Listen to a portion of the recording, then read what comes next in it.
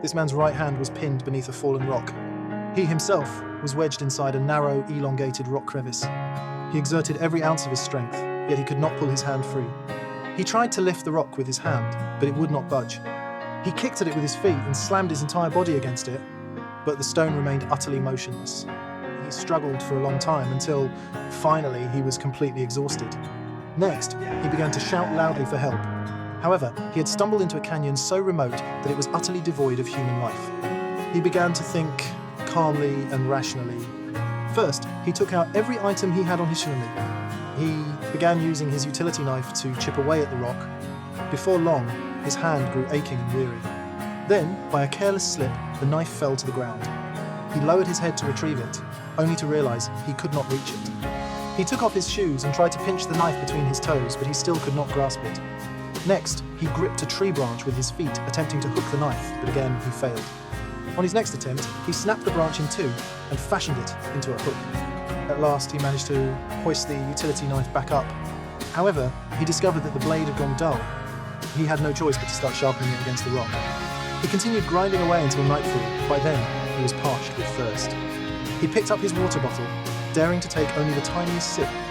He let the water linger on his tongue, savouring it slowly, before finally swallowing.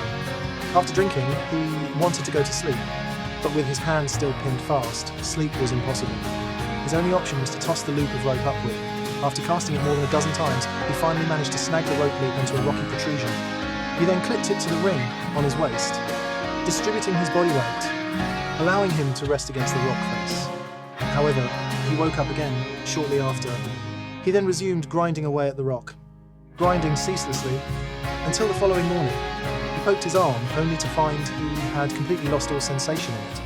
At the same time, he had less than 300 milliliters of water remaining. He stopped grinding the rock wall.